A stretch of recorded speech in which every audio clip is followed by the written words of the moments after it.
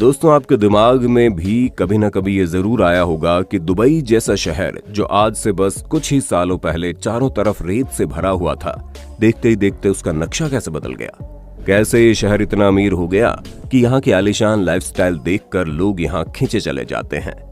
अब दुबई के इतने अमीर होने के पीछे कई लोगों को यहाँ मौजूद तेल की खदान एक बड़ी वजह लगती है, और अगर आप भी उन्हीं में से एक है तो भाई साहब आपने बिल्कुल सही वीडियो पर क्लिक किया है, क्योंकि आज हम दुबई के अमीर होने के पीछे के उस राज से पर्दा उठाने वाले हैं जिसके बारे में जानकर आपके होश उड़ जाएंगे।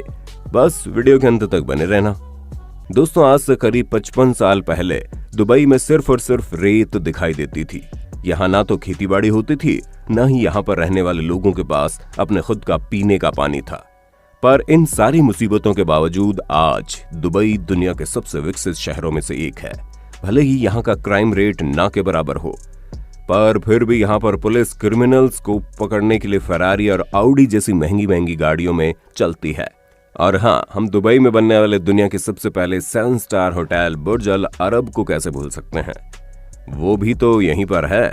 बाकी दुनिया की सबसे ऊंची इमारत बुर्ज खलीफा से लेकर यहाँ रहने वाले शेख नवाब द्वारा पैसे को पानी की तरह बहाना, ये सब कुछ आपको सिर्फ और सिर्फ दुबई में ही देखने को मिलेगा। पर इन सब के पीछे सवाल ये आता है कि आखिर दुबई के पास इतना सारा पैसा आया तो आया कहां से। अब इस चीज को जानने के लिए आपको आज से 55 साल पीछे चलना पड़ेगा, यानी कि साल 1966 में, क्योंकि यही वो साल था जब दुबई में पहली बार तेल की खोज हुई थी। और इसके ठीक 3 साल बाद 1969 दुबई ने तेल का निर्यात शुरू कर दिया। और आप यकीन नहीं मानेंगे, इनका पहला ही शिपमेंट 1,80,000 बैरल्स का था।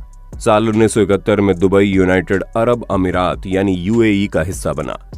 अब जिन लोगों को ना पता हो उन्हें बता दें कि यूएई में 7 सल्तनत है, जिसमें Dubai, Abu Dhabi, Sharjah, Ajman, Fujairah, Umm al Quwain और रसल खामे शामिल है। दोस्तों, यूनाइटेड अरब अमीरात से मिलने के बाद दुबई की पावर और ज्यादा बढ़ गई, पर अभी तो असली जादू होना बाकी था। जहां साल 1972, 1973 और 1982 में दुबई ने 3 और तेल से भरे क्षेत्रों की खोज की, जिसके बाद 1999 में सरकारी company Emirates national oil company ने पहला रिफाइनरी खोला। और जब ये सब हो रहा था तो दुबई एक पिछड़े हुए देश से ठीक ठाक कंडीशन में आ गया था। केवल तेल की खोज ने इसे अमीर बिल्कुल भी नहीं बनाया। अगर हम दुबई के अमीर होने का सबसे बड़ा कारण आपको बताएं तो वो कोई और नहीं बल्कि यहाँ के प्राइम मिनिस्टर या फिर कह लीजिए दुबई को चलाने वाले शहंशाह मोहम्मद बिन रशीद अल मखतूम की दूरदर्शी सोच है। इन्होंने दुबई के लिए वो चीजें सोच ली जिसके बारे में सोच पाना हर किसी के बस की बात नहीं थी। इन्हें पता था कि भविष्य में किन किन चीजों की किस तरह से जरूरत पड़ने वाली है, और उसी हिसाब से इन्होंने दुबई को चलाना शुरू कर दिया। दोस्तों, मोहम्मद बिन राशिद अल मखतूम को ये बात बड़े अच्छे से मालूम थी कि तेल के अकेले एक्सपोर्टर नहीं है, और ना ही तेल पूरी जिंदगी रहने वाला है जो इनकी अर्थव्यवस्था को संभाल सके। इसलिए तेल पर डिपेंड होना सिवाय बेवकूफी के और कुछ नहीं है। तेल ने तो बस दुबई को किक स्टार्ट दिया, और यही कारण है कि आज दुबई की केवल 5% जीडीपी तेल पर निर्भर करती है। अब ऐसे में सोचने वाली बात यह है कि 95% जीडीपी किस चीज पर आधारित है। तो दोस्तों, इस 95% में real estate, aviation, trade, finance और सबसे इंपॉर्टेंट टूरिज्म शामिल है। दुबई के निर्माण में सबसे ज्यादा मुश्किल इस बात में आई कि दुबई कच्ची जमीन पर स्थित है, और कच्ची जमीन पर बिल्डिंग्स बनाना तकरीबन असंभव सा है। पर शेख मोहम्मद बिन रशीद को असंभव शब्द का मतलब ही नहीं पता, इसलिए तो इन्होंने दुनिया भर से एक से बढ़कर एक बुद्धिजीवियों को ढूंढा, जहां बिल्कुल टॉप लेवल के आर्किटेक्ट को बुलाया गया और फिर उनसे सलाह मशवरा किया गया कि आखिर इस कच्ची जमीन पर ऐसा क्या हो सकता है कि यहाँ पर भी बिल्डिंग्स बनाई जा सके। अब दुनिया के पावरफुल और नॉलेजेबल लोगों की मदद से ये इमारतें बनाने में तो सफल हो गए, लेकिन इतनी ऊंची ऊंची इमारतों को बनाने के लिए पानी की जरूरत थी, और दुबई का हाल तो आप जानते ही हैं कि हर तरफ सूखा पड़ा है। इसी पर गौर करते हुए शेख के दिमाग में ख्याल आया, और फिर इन्होंने एक्सपर्ट से ये पूछा कि ईस्टर्न रेंज के पहाड़ों के बीच जो वैली है वो अपने आप कैसे बनी। और तब जाकर उन एक्सपर्ट्स ने बताया कि लाखों साल पहले यहाँ पर पानी बहता होगा, और पानी के बहाव ने ही पहाड़ों के बीच में घाटी बनाई होगी। तो फिर शेख ने पूछा, अगर पानी बहता होगा तो पानी कहाँ गया, क्योंकि दुबई तो एकदम सूखा है। तो इन एक्सपर्ट्स ने इसका जवाब देते हुए बताया कि हो सकता है पानी अभी भी जमीन के नीचे हो।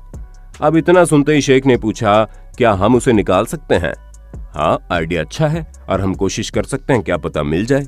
एक्सपर्ट्स के मुंह से ये चीजें सुनने के बाद शेख ने एक कमेटी बनाई और उन्हें जमीन के नीचे से पानी ढूंढने का जिम्मा सौंपा। जब उन्होंने खुदाई का काम शुरू किया तो ये पता चला आज भी कुछ किलोमीटर नीचे पानी रेत के नीचे दबा हुआ है। बस ये पता चलने की देर थी, फिर क्या था, एडवांस टेक्नोलॉजी की मदद से पानी को बाहर निकाला गया। दुबई को ये बात बड़े अच्छे से पता थी कि उनके पास पैसा और पावर दोनों है, लेकिन एक शानदार दुबई को बनाने के लिए उन्हें बस कुछ एक्सपर्ट्स की मदद लेनी होगी और इन्होंने ऐसा ही किया। अपनी कल्पना वाला दुबई बनाने के लिए इन्होंने कई बुद्धिजीवियों से सलाह मशवरा करके हर वो चीज बनाई जो दुबई को बाकी शहरों से अलग करती है। और इनकी इसी एडवांस सोच ने एक ऑयल बेस्ड इकोनॉमी को एक टूरिज्म और ट्रेड बेस्ड इकोनॉमी बना दिया, क्योंकि तेल तो कब खत्म हो जाए किसी को नहीं पता, लेकिन ट्रेड और टूरिज्म दो ऐसे फील्ड हैं जो कभी खत्म नहीं होंगे। और यही कारण था कि शेख ने शुरुआत में ही ये बात ठान रखी थी कि दुबई में जो भी चीजें बनेंगी वो दुनिया में सबसे बेहतर और सबसे बड़ी बनेंगी, जिसका सबसे बड़ा उदाहरण आप दुबई की कच्ची जमीन पर बनी दुनिया की सबसे बड़ी इमारत बुर्ज खलीफा के रूप में देख सकते हैं। और इन्होंने दुनिया का पहला और अकेला 7 स्टार होटल बुर्ज अल अरब बनवा दिया। उसके बाद इन्होंने दुबई में man made island palm Jumeirah बनवाया, जिसकी खूबसूरती कितनी लाजवाब है वो तो आप देख ही सकते हैं। दुनिया का सबसे बड़ा बगीचा, यहाँ तक कि दुनिया का सबसे बड़ा सोने का बाजार भी आपको दुबई में ही देखने को मिलेगा। Under water hotel, under water bridge और अंडर वाटर टेनिस कोर्ट भी इन्होंने दुबई में बनवा दिया। इन्होंने दुनिया का सबसे लंबा ऑटोमेटेड ट्रेन नेटवर्क भी बना दिया। ये सब तो कुछ भी नहीं है, दुबई में ऐसी बहुत सी चीजें हैं जो आपको पूरी दुनिया में कहीं भी देखने को नहीं मिलेगी। दुबई में या तो दुनिया की सबसे बेहतरीन चीजें बन चुकी हैं या तो बन रही है। इसे सिटी ऑफ क्रेन्स भी कहा जाता है, जहां दुनिया के 20 से 25% क्रेन्स तो आपको दुबई में अकेले ही देखने को मिलेंगी। अब आप खुद ही सोचिए कि 4114 स्क्वायर किलोमीटर यानी कि महाराष्ट्र के केवल 2% एरिया वाले शहर में इतना कुछ मौजूद है, वो किस स्पीड से विकास कर रहा होगा। दोस्तों, दुबई के विकास के पीछे यहाँ के कड़े नियम और ऑटोमेटिक सर्विलेंस का एक बहुत बड़ा हाथ है। यहाँ पर पब्लिक ट्रांसपोर्ट में खाना या पीना गैर कानूनी है, वहीं हमारे भारत में जिसको जहां मर्जी हो वहीं खाना शुरू कर देता है। अरे खाना तो छोड़िए, यहाँ पर लोग पैंट खोलकर पेशाब करने से पहले तक नहीं सोचते, तो खाना तो दूर की बात है। दोस्तों, दुबई में गंदी गाड़ी रखना गैर कानूनी है। अगर आप यहाँ पर अपनी गाड़ी साफ नहीं करते हैं तो आपके अकाउंट से अपने आप ही पैसे कट जाएंगे। सिर्फ इतना ही नहीं, गलत तरीके से गाड़ी धुलना भी दुबई में अपराध माना जाता है, क्योंकि गंदा पानी सड़कों और नालों को प्रदूषित करता है। दोस्तों, दुबई का क्राइम रेट बहुत ही कम है, क्योंकि यहाँ पर सजा तुरंत तो सुनाई जाती है, ना कि सालों तक कोर्ट के चक्कर लगवाए जाते हैं। इसीलिए किसी भी मुजरिम के दिमाग में जुर्म करने का ख्याल आता ही नहीं, और अगर कोई गलती से जुर्म करने की कोशिश भी करे तो उसे पकड़ने के लिए यहाँ की पुलिस के पास सुपर फास्ट गाड़ियां मौजूद हैं, जिनकी मदद से मुजरिम को रंगे हाथ पकड़ा जा सकता है। वैसे यहाँ पर स्मार्ट पुलिस स्टेशन भी बनाए गए हैं, जहाँ कोई पुलिस वाला तो नहीं है, लेकिन मशीनें लगाई गई हैं, जहाँ आप मशीनों की मदद से किसी भी क्राइम की रिपोर्ट दर्ज करवा सकते हैं। दोस्तों, दुबई ने स्मार्ट सर्विलेंस भी लागू किया है, जिससे आप कोई भी नियम तोड़ते हैं तो आपके बैंक अकाउंट से पैसा कट जाएगा। दुबई में इतना कुछ होने के बावजूद यहाँ के प्राइम मिनिस्टर को चैन नहीं आया, तभी तो यहाँ अब अलादीन की कहानी पर बेस्ड अलादीन सिटी बनने जा रही है। उसके अलावा यहाँ पर बॉलीवुड थीम पार्क भी बनने जा रहा है, और ऐसे बहुत से प्रोजेक्ट दुबई में अब बनने वाले हैं जिसे देख दुनिया चौंक जाएगी। बस बात सिर्फ इतनी है कि इस महामारी के चलते ये काम थोड़ा रुक गया है, वरना अब तक दुबई और भी ज्यादा शानदार बन चुका होता। तो दोस्तों, दुबई के बारे में सारी बातें जानने के बाद आपका दुबई के बारे में क्या कहना है, हम कमेंट में जरूर जानना चाहेंगे। और इसी तरह की शानदार वीडियोस को लगातार देखते रहने के लिए अपने होस्ट और दोस्त सैम के इस चैनल को लाइक, शेयर, सब्सक्राइब करना ना भूलें। धन्यवाद।